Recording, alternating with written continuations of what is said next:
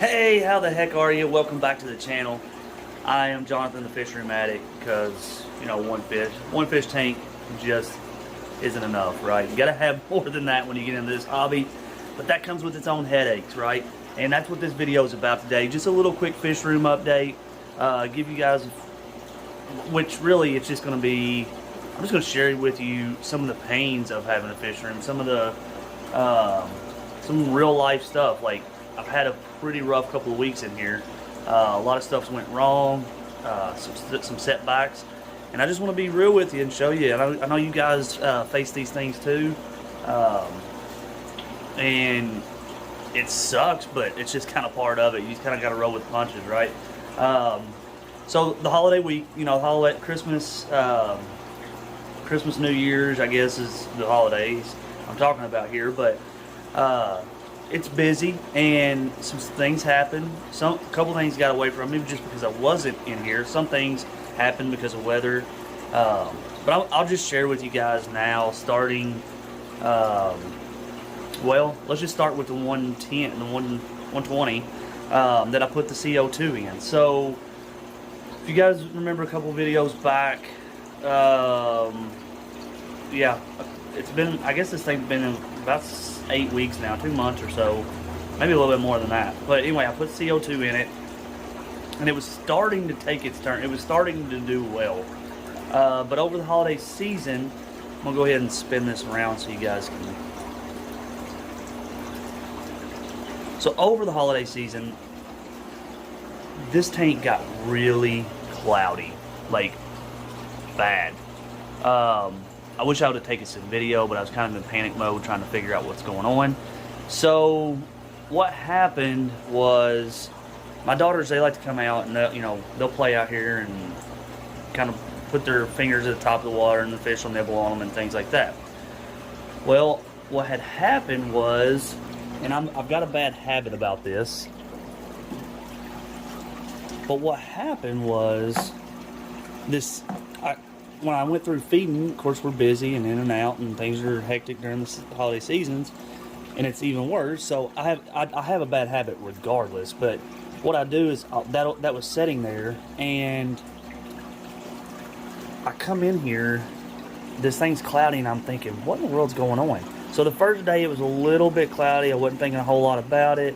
Second day I come in here and it's just cloudy as crap. The fish kind of look sluggish. Nothing's like. I did not lose any fish through this, but they was looking pretty rough. And so I got to investigating a little bit more, still didn't see anything, went on about my day, and come back in here, and I just happened to notice that right down here, all the way across here, was just covered in swelled up shrimp pellets. And what happened, I just could not figure out why in the world there were so many in there. And so I finally, the girls, I asked my girls, and of course they was honest and told me, and that's cool. I think what happened though, she said she was playing with the fish and one scared her. She jumped and it kind of knocked over the thing, knocked it over and spilled a bunch in there. So, honest mistake, wasn't mad about it. So, but I knew I had to get it fixed. So I got as much of it out as I could. Of course it was already swelled and broke into millions of pieces, so I vacuumed as much as I could out of there. But I obviously had to test the water. I knew the ammonia was high just because of the shape of the water and the way the fish were sluggish and acting. So that was a huge issue. It took me several water changes. Did about a quarter of that tank many a times. And also, for anybody that's getting into the hobby, I bet I don't use this whole kit, and I think this is like several kits mixed together maybe now, but anyways, you definitely be sure to invest in one, especially if you're going to have, well, if you're going to have any tanks really, you need some sort of water testing kit. Definitely if you're going to have multiple tanks, absolutely, it's a necessity to have these. Again, I knew what was going on in this tank, but I needed to monitor the ammonia and be sure that I was getting it down, and if not, I needed to, maybe even remove fish so they weren't dying on me. So, again, no fish were lost in this, but it was something I had to monitor pretty close. So another problem that I had in this tank as well, I guess because of the ammonia spike, you can see a lot of these plants took a beating as well. This pink flamingo crypt here has wilted away quite a bit. This, I don't remember what that is. I think it's I don't remember what this crypt back here is. But it wilted away quite a bit. These over here did as well. These really did bad over here. Not really good. That crypt there, it was mostly the crypts. The crypts did not like this ammonia spike at all. They've never looked this bad. Of course, my the jungle, or I think it's this. It's not jungle val. It's vallisneria, I guess. Anyway, it did not do good. I think something's munching on it. I think I got some fish in here, maybe munching on this anyway. But anyway, another big problem I had with this tank.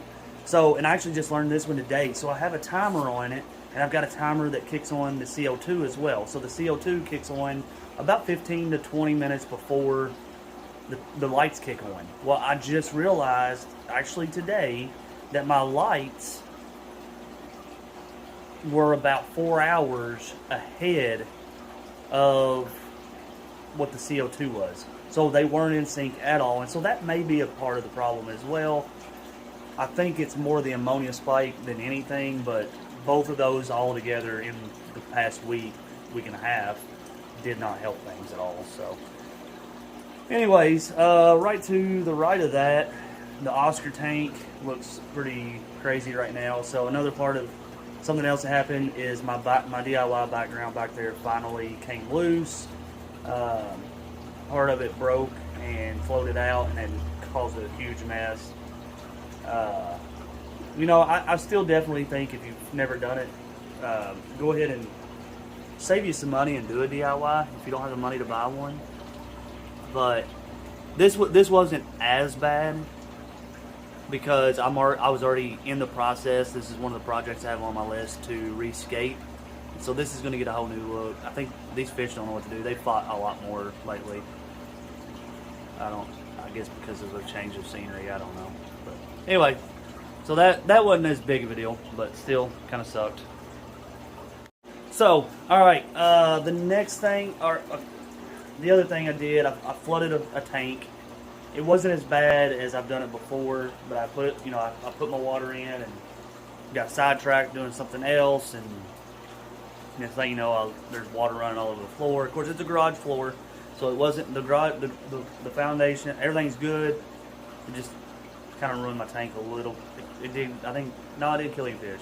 Didn't kill any fish, but this had a big mess to clean up, so that was a mess to clean up. Let's see, what else? The big thing. So we had a big snowstorm come through here, I don't know, it was last weekend, right around the Christmas time, holiday. And we had a lot of like 30-mile-an-hour winds, and it was blowing snow and everything. And what happened, it was blowing snow into the ridge of my roof. And if you can see, right up behind me, there's some water spots here, but that's not the worst of it. So my ceiling in here is pretty much ruined. What happened when I noticed that there was water kind of dripping in that night while it was still snowing, and I popped up some ceiling tile to see what was going on, and there's snow piled up in here. So huge mess. I'll spin this around over here by the Jeep, and you can see it's dropped out some tiles. I've got huge water spots everywhere. So just a big mess that I got to clean up, have the tile redone, change it. And back here, it started to drop some of the framing as well. So just part of it, it's unfortunate. It's setbacks. It's stuff that I don't really want to do. I got much more stuff I want to do out here, but you just gotta roll with the punches. That's what it's all about. Look at this too. I got these little guys here. I don't look at their sides. I think they're doing it. So I guess I'm gonna I pulled these to quarantine them and medicate them, and I've medicated they start to heal up a little bit, and then it gets worse. I feel like they're doing it themselves. I don't know if they're trying to breed. I don't think that's a male. Yeah, it might be a male and no. Yeah, it could be. That could be a male and female. It looks like maybe a male, 2 females. I don't know. Anyway, I gotta break them apart and get them looking good again. I guess that's. This thing. Check it out. So, anyways, sick fish, high ammonia. Oh, I forgot the 220. I moved over some jungle valve the other day just to help kickstart that a little bit more.